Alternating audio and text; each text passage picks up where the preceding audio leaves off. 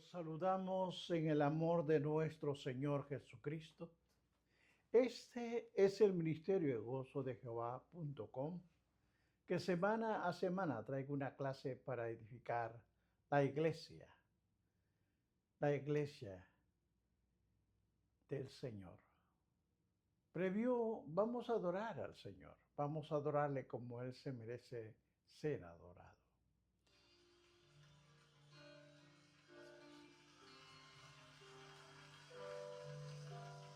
Gózate delante del Señor, porque Él es tu Rey. Gózate delante del Señor, porque Él es tu Rey.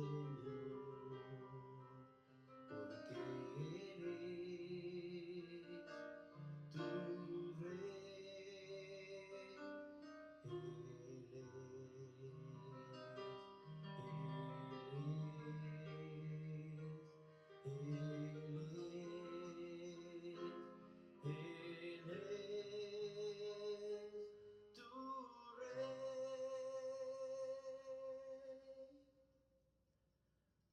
Gózate delante del Señor, porque Él es tu Rey. Gózate delante del Señor, porque Él es tu Rey. Gózate delante del Señor, porque Él es tu roca. Gózate delante del Señor, porque Él es tu roca. Él es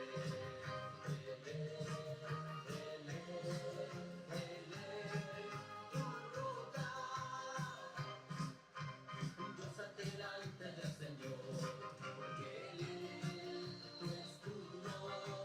Gózate delante del Señor, porque Él es tu escudo. Bendito el Dios de la gloria. Bendito, bendito eres Padre Santo. Bien, hermanos, vamos a comenzar esta clase en el capítulo 4, versículo 14 al 16. Recuerde, para muchos hermanos que preguntan, ¿por dónde está? Estamos en el capítulo 4, versículo 14 al 16 del libro de los Hebreos. La palabra del Padre se lee a la gloria del Padre, del Hijo y del Espíritu Santo. Su santa palabra dice así: por tanto, teniendo un gran sumo sacerdote que traspasó los cielos, Jesús el Hijo del Dios, retengamos nuestra profesión, porque no tenemos un sumo sacerdote que no pueda compadecerse de nuestras debilidades, sino que uno que ha tentado en todo según vuestra semejanza, pero sin pecado. Acerquémonos, pues, confiadamente al trono de la gracia, para alcanzar misericordia y hallar gracia para el oportuno socorro. Gracias, Padre, por tu palabra. Bendito y adorado seas, mi Dios. Gracias, porque me das la oportunidad de poder explicar esta clase. Amén. Estimados hermanos, el tema de esta clase la he titulado Nuestro gran sumo sacerdote. Cabe mencionar que esta clase la he dividido en dos partes debido a que es muy largo este capítulo 4 del 14 en adelante. El tema es Nuestro gran sumo sacerdote, parte 1.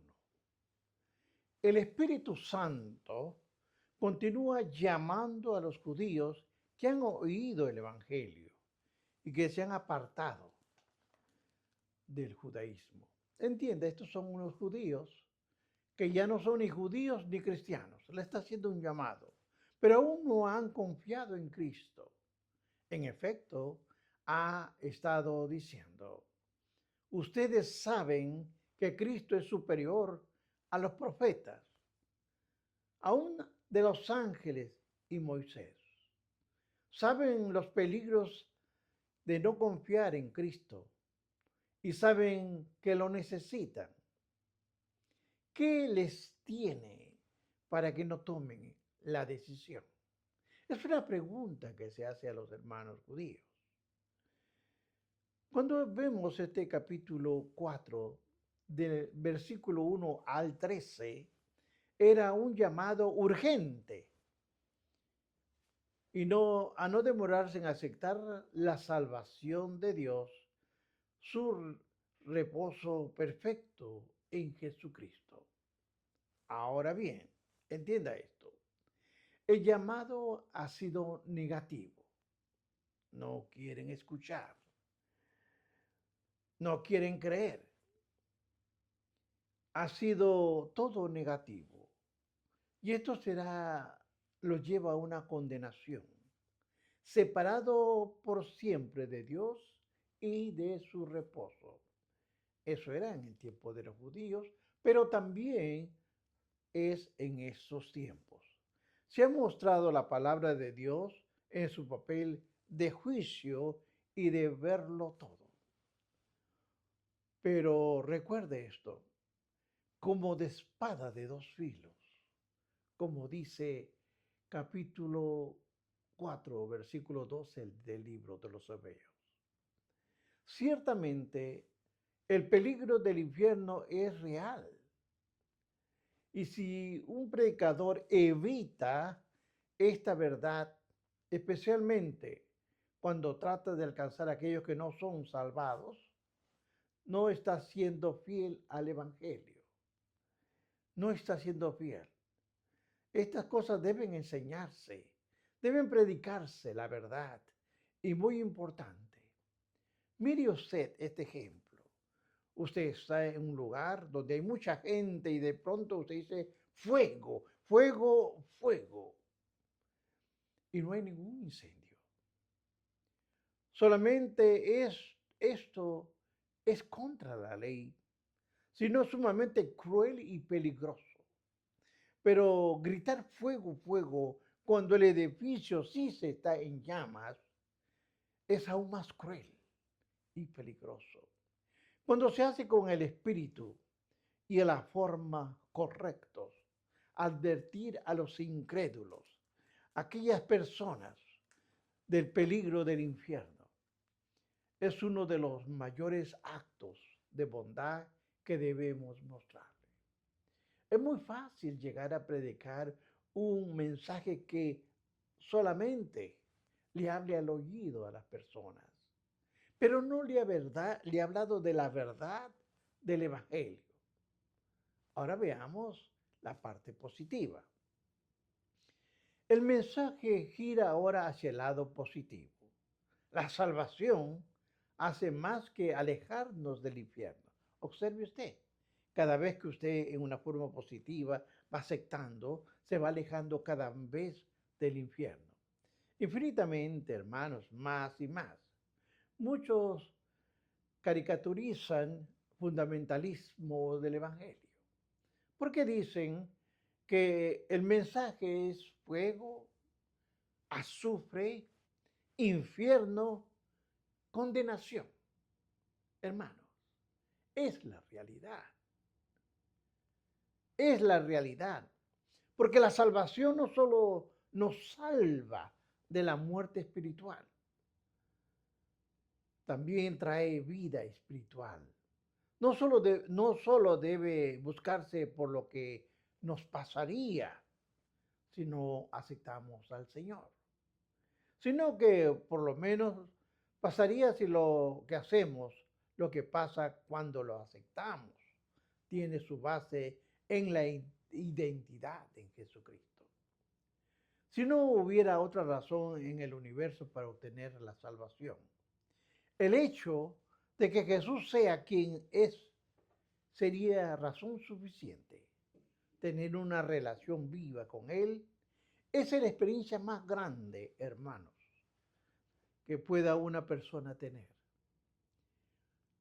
Los que han tenido la experiencia de tener, sentir, oír al Señor, es algo que penetra en el corazón y queda con uno, independientemente del pensar de los demás.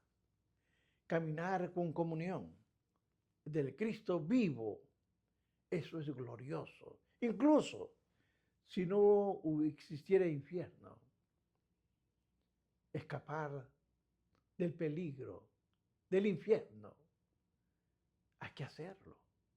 De modo que tenemos razones para recibir a Jesucristo y entrar a su juicio, sino por su belleza, no solo por su ira, sino por su gracia.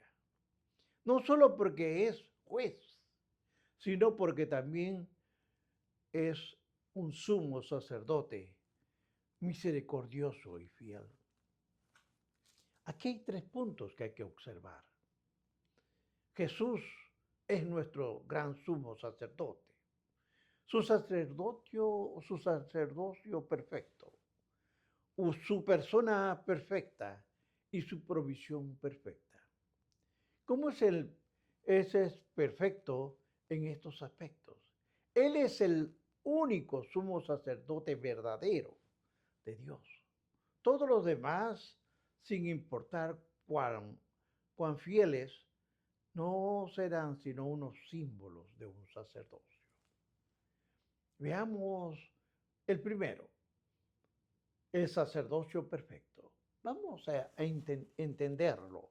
Cuando nosotros leemos Hebreos capítulo 4:14, dice esto, escuche bien con atención. Por tanto, teniendo un gran sumo sacerdote que traspasó los cielos, marque sí, los cielos, Jesús, Hijo de Dios, retengamos nuestra profesión.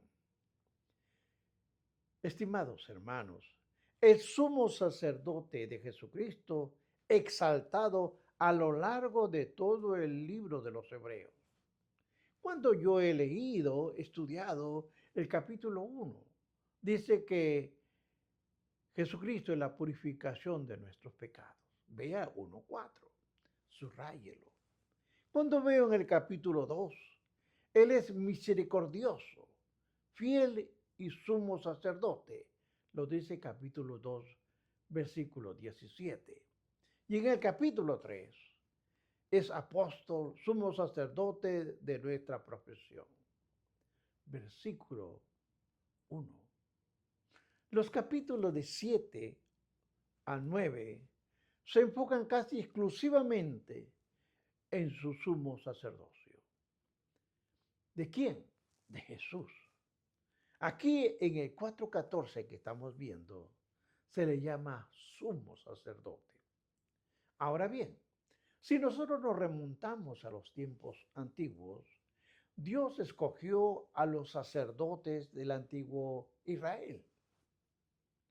¿Para qué? Para que sean mediadores entre su pueblo y Él. Bajo el antiguo pacto, solo el sumo sacerdote podría ofrecer que el sacrificio más alto, y eso solo ocurría una vez al año. Ese es en el día de la expiación, llamado Yom Kippur. El sumo sacerdote llevaba simbólicamente todos los pecados del pueblo al lugar santísimo y derramaba su sangre sobre el propiciatorio como sacrificio para expiar los pecados de ellos. Él representaba a Dios ante el pueblo y el pueblo ante Dios, como no podía hacerlo ningún otro instrumento humano. Entienda, como aprendimos en el libro de Levítico capítulo 16, aún antes de que el sumo sacerdote pudiera entrar en el lugar santísimo, y mucho antes que pudiera ofrecer un sacrificio ahí, debía hacer una ofrenda por sí mismo. Recuerde que no hay un hombre santo, todos son pecadores. Puesto que él, como todos los demás a quien estaba representando, eran pecadores. Además, su tiempo, y esto tiene que usted tomar en cuenta, su tiempo en el lugar santísimo estaba limitado. No solo tenía permitido permanecer en la presencia de la gloria o la chequina de Dios durante el tiempo de sacrificio. Ahora bien, entendamos esta parte. Para que este sacerdote, para entrar al lugar santísimo, este sacerdote tenía que pasar 3 áreas en el tabernáculo o el templo. Recorría él recogía la sangre y pasaba por una puerta a los atrios externos y pasaba por otra puerta santa y luego por el velo al lugar santísimo. Él, nota, no se sentaba ni se demoraba. Por tanto, como ofrecía el sacrificio, salía del lugar y no regresaba en todo el año. En otras palabras, esto se tenía que hacer una vez por año, ya que aún en estos tiempos no se celebra y se recuerda el día de Yom Kippur, pero cada uno de estos sacrificios anuales que se hacía día tras día, hacían miles de sacrificios adicionales de lo producido o de los animales. El proceso no terminaba nunca. Esto era que siempre tenía que hacerse los sacrificios. Todo el tiempo el sacerdote hacía estos sacrificios, pero llegar al lugar santísimo una sola vez al año. Ahora, entienda esta otra parte. Jesús, nuestro gran sumo sacerdote, después de haber hecho su único sacrificio perfecto en la cruz, también pasó 3 áreas. Mire usted cómo era el Antiguo Testamento y también Jesús pasó estas 3 áreas. El primero, cuando traspasó los cielos. Segundo, atravesó el primer cielo, o sea, la atmósfera, el cielo, el segundo cielo, el espacio exterior. Y luego llegó al tercer cielo, la morada de Dios, que se estudia en el libro de los Segunda de Corintios, capítulo 12, versículo de 2 al 4. Jesús fue donde estaba Dios. Oiga bien, Jesús fue donde estaba Dios, no simplemente donde habitaba su gloria. Este es el lugar santísimo de todos los lugares. Pero Jesús no tenía, oiga, que retirarse. Su sacrificio se hizo una sola vez y para siempre. El sacrificio era perfecto. El sumo sacerdote era perfecto. Y se sentó para toda la eternidad a la diestra de Dios Padre. Ahora, cuando usted estudia bien el capítulo de Hebreos 1 al 3, dice, yo te he glorificado en la tierra, he acabado la obra que me diste que hiciese. Ahora pues, Padre, glorifícame al lado tuyo con aquella gloria que tuve contigo antes que el mundo fuese. Volvemos, repítalo bien y estúdielo. Había hecho la expiación perfecta por el pecado, el propósito para el cual había venido a esta tierra, y la obra quedó completa. Cuando entró en el cielo y se presentó en persona en el lugar santísimo, vea Hebreos 9:12. Nuestro gran sumo sacerdote no pasó por el tabernáculo. Nuestro sumo sacerdote tampoco pasó por el templo. Él traspasó los cielos. Y cuando llegó y se sentó, Dios dijo, oiga bien, estoy satisfecho, mi Hijo Jesucristo. Llevó a cabo la expiación para todos los pecados de todos los tiempos, por todos los que venían a Él por la fe y aceptaban lo que Él hizo por ellos. Ahora, cuando estudiamos este capítulo 4, versículo 14, por lo tanto, nos está explicando que los judíos todavía no comprometidos, acepten a Jesucristo como su verdadero y sumo sacerdote. Deben demostrar que su confesión es verdadera, aferrándose a Él como su Salvador. Esto pone de manifiesto el lado humano de la seguridad del creyente. Los verdaderos creyentes, hermanos, se aferran a Él, así como Dios los retiene. Siempre vamos buscando la chequina de Dios. Siempre. Eso es nuestro trabajo. Esto es lo que tenemos que enseñar. Ahora vamos a ver el final del sacerdocio y sacrificio de los judíos. Vamos a ver. Porque la crucifixión de Jesús ocurrió de unos 40 años antes de la destrucción ¿de qué? De Jerusalén, el templo, en el año 70 después de Cristo. Con ella también se destruyó el templo. El único lugar, oiga bien, donde se podía hacer los sacrificios. Por tanto, desde poco después del tiempo de Cristo, no se han hecho sacrificios judíos. No se han hecho. Recuerde que Cristo lo hizo todo. Ni siquiera hasta hoy. Se recuerda como algo memorable el Yom Kippur, pero nada más. En consecuencia, hermanos, no ha habido necesidad de un sacerdocio judío desde aquella época. El Yom Kippur todavía se celebra como un día santo. Ellos lo celebran. Pero hay una cosa. No hay sacerdocio.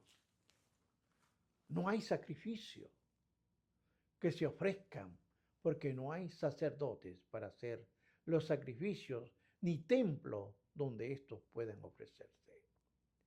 Ahora vamos a ver una parte y esta nos va a abrir un poco mejor el panorama. El final de todo sacerdocio y sacrificio ritual. Ni Cristo, ni los sacerdotes establecieron forma alguna de sacerdocio cristiano. Pedro se refiere a la iglesia, a los creyentes como usted y yo, como un sacerdocio santo, a un real sacerdocio, que lo habla el 1 de Pedro 2:5.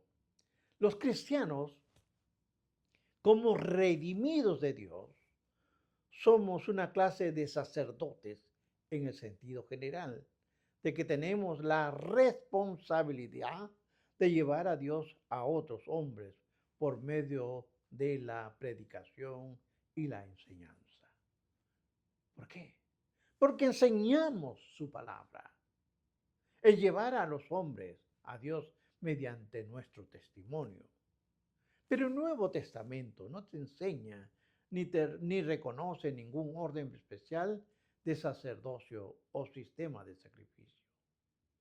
Todas las afirmaciones de mediación especial sacerdotal entre Dios y los hombres, el ofrecimiento de sacrificios por los pecados, la expiación por ellos al repetir, supuestamente, hermanos, el sacrificio de Cristo mediante un ritual o cualquier otra afirmación o práctica es una en su totalidad no es bíblica y es pecaminosa.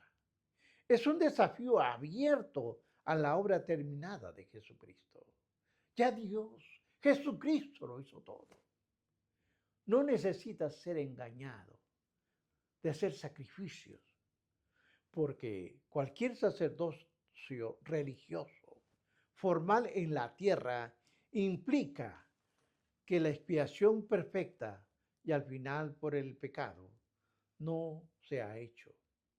Hermanos, esto es igual a una rebelión contra Dios. Así como se rebelaron en su tiempo Coré, Datán y Abiram, a quienes la tierra los tragó por la ira de Dios, debido a su insolencia impía. Vea el capítulo 16 del libro de Números. En la economía del cristianismo no hay en lo absoluto lugar para el sacerdocio. Cualquier sacerdocio establecido es legítimo, es ilegítimo. Oiga bien, cualquier sacerdocio establecido es ilegítimo y una afrenta directa al sacerdocio final de nuestro Señor Jesucristo. Tenemos un sumo sacerdote, grande, perfecto, soberano, y Él, de una vez por todas, ya realizó el sacrificio único que necesita para borrarse el pecado. El único sacrificio eficaz que podía hacerse por el pecado. Cualquier otro sacerdote que intente reconciliar a los hombres con Dios es una barrera, más que un mediador por la fe en Jesucristo. Cualquier persona, oiga bien, puede entrar directamente a la presencia de Dios. Usted puede entrar. Solamente tiene que venir ante su presencia. Venir ante su presencia, arrepentirse de sus pecados. Porque Cristo ya rompió el velo, lo rasgó de arriba abajo. Ahora el acceso a Dios queda totalmente abierto para todo aquel que quiera entrar en su presencia. Ahora usted lo puede hacer. Usted puede ir directo, confesarle sus pecados, hablarle directamente y Él está atento, esperando que usted abra su corazón para que Él pueda entrar. Hermanos, no juegue con su salvación. No sabemos cuál será su último día. Recuerde, Cristo lo ama. Bendiciones.